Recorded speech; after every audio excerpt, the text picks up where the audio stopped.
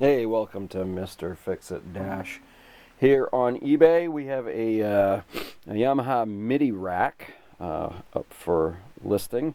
One of these guys is pretty great. You know, you get all these channels here. Unfortunately, this last channel is acting a little wonky, so we had this listed last week, but we wanted to relist it with appropriate information. We had not realized that the last card was exhibiting a small problem. So anyway, I'm going to fire this puppy up, and as you can see, everything comes up as it should.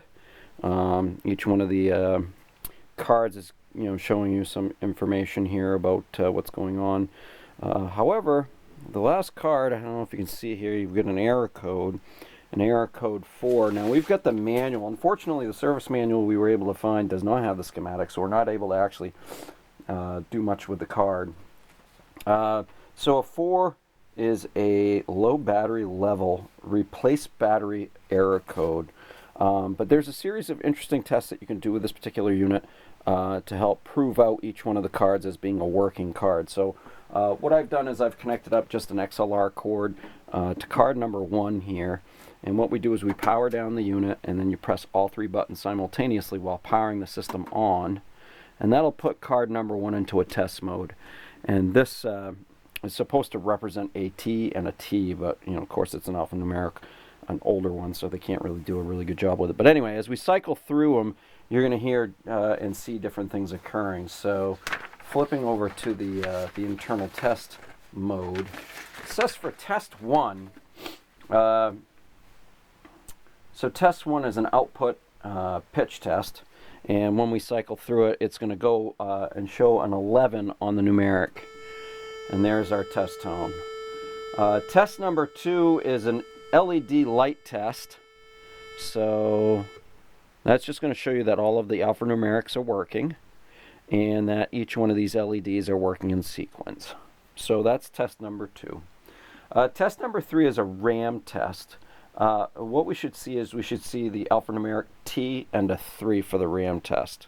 And there it is. We see it, and all the lights light up appropriately. And then it says the green indicator is okay, and the red would be an error. So we're showing a green here, so that's saying that that RAM test is okay. Test number 4 is an auto scaling test, and what it does is it does a C1 through C6 voice check. So you'll hear it cycle up.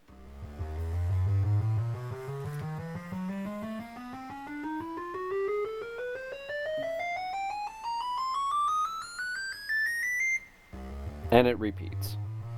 Now, test number 5 is a little bit more ambiguous. Well, I won't say ambiguous, but it's a test that we're not entirely sure what we need to do here. But it says test 5 is a photocoupler test. It should show a T and a 5, and that would check the output level using the selected table. And there's an output attenuation level. And it says output level attenuate L7, 6, 5, 4, 3, 2, 1, and 0.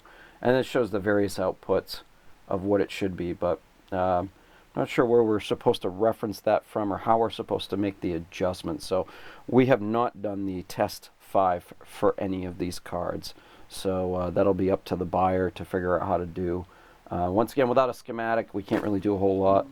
Or figure out exactly what they're trying to get at. So yeah, all right. So I'm going to repeat this test with card number 2, and we're going to cycle through all these really quickly so you can see that everything is. Oh, I got to put the XLR on the appropriate card here. Sorry about that. There we go. Some LEDs.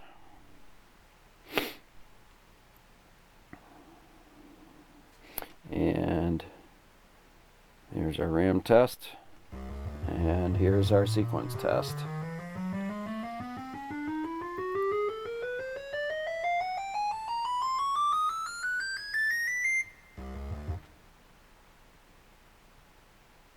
All right, on to the next card.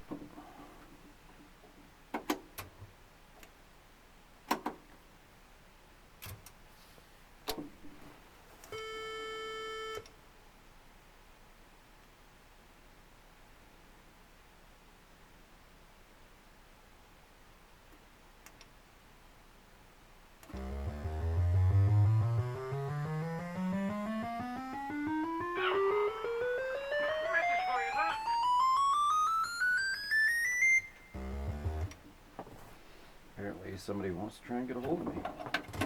That was my answering, or my my alert from my phone that I get an incoming text message. Not that you needed to know that.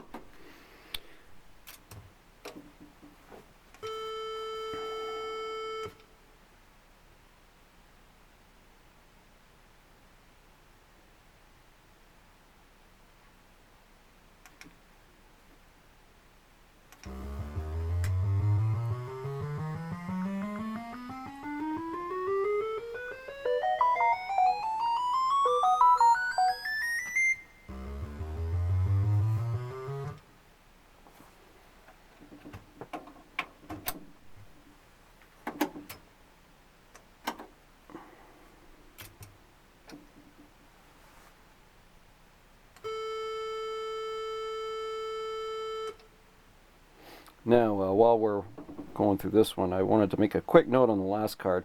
When we got the unit, it had, of course, the low battery indicator, and we pulled the card and swapped the battery. Now, before we swapped the battery, we tried to do the next test, which was, you know, checking the card.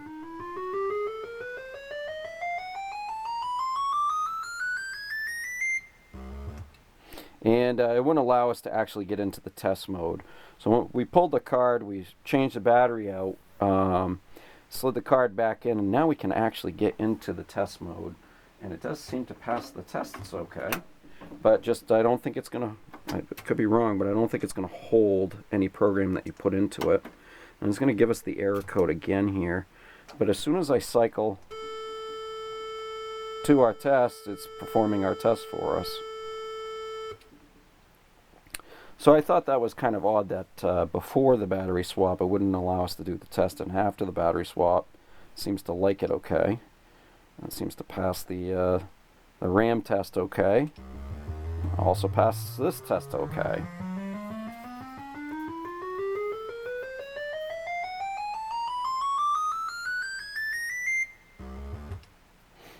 So everything seems to work as far as that goes. We're not synth players, and we don't have the, you know, we're not going to use the user manual and go through every single little detail of this unit. It's a used piece. It's you know, from the mid '80s. It's a great piece. You know, it's, you know, 7 of these cards are working great. The 8th one's questionable. I think if we had a schematic, a real schematic for the actual card, we could probably get into it and figure out exactly why we're still getting a low battery error code on it. But we don't, so we're dropping the price on it. We had it listed last week for $700 as an auction. We're going to put it in as a $500 starting bid, and yeah. We just wanted to make sure that we were upfront and honest with everyone. That's why we pulled it. We weren't aware that the last card wasn't working quite right. One of our customers alerted us, and so we pulled the auction in good faith because we don't want to sell a product that's not fully described and sell you something that is less than what you think you're getting. So with full disclosure, we wanted to tell you that this unit is fully operational as far as the first 7 cards go. The last card is kind of wonky. And, you know, somebody may have one of these kicking around with a working cart, could probably swap it out and have a fully functioning unit. So there you go. So here it is, the Midi rack. And we are going to include all of this paperwork. It's the TX216. We get this guy here, and we've also got a user manual, printed copies from the interwebs. And we'll give that to you as well. And there's also this neat pull-out chart that I thought was pretty cool. They don't usually have these on here intact. Most of the time these are missing. So we get the pull-out chart on there and everything. So yeah, buy and bid with confidence, Mr. Fixit new and used electronics. And we hope you check out our other listings, as we'll be listing some more keyboard-related stuff in the not-too-distant future. All right, very good. Thank you for your time. And yeah, send us a message if you have any questions.